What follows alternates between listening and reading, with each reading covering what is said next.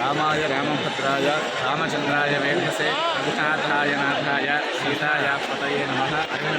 మార్గంలో నడిచేటటువంటి శ్రీరామచంద్రమూర్తి పితృవాక్ పరిపాలనుడు, సత్యధర్ముడు, మోక్షప్రదాత, నిష్ఠాగరిష్ఠుడు, ఏకపత్ని వ్రతుడు, మోక్షారాముడు, విజయరాముడు, ఆనందరాముడు, కళ్యాణరాముడు, అయోధ్య బాలరామచంద్రమూర్తి స్వామిని దర్శనం చేసుకోవడం ఈరోజు నిజంగా మా పూర్వజన్మ సుఖంగా భావిస్తున్నాము.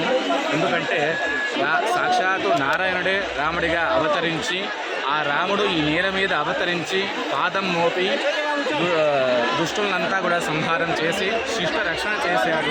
అటువంటి మహత్తరమైనటువంటి పుణ్యభూమి మన భారత భూమి.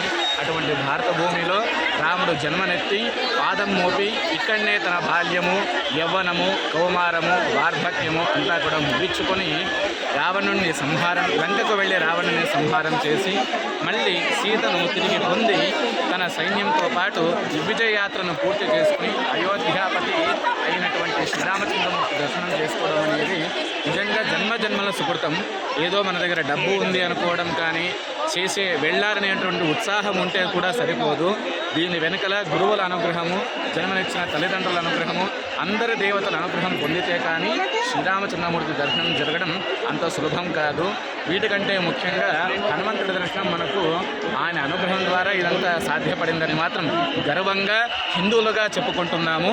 జై శ్రీరామ్, జై శ్రీరామ్, జై శ్రీరామ్, జై శ్రీరామ్, జై శ్రీరామ్, జై శ్రీరామ్. బోలో శ్రీ అయోధ్యాపతి బాలరామచంద్ర భగవానికి జై, పవన సుత హనుమానికి జై, జై శ్రీరామ్. జై శ్రీరామ్. రామార్పణమస్తు.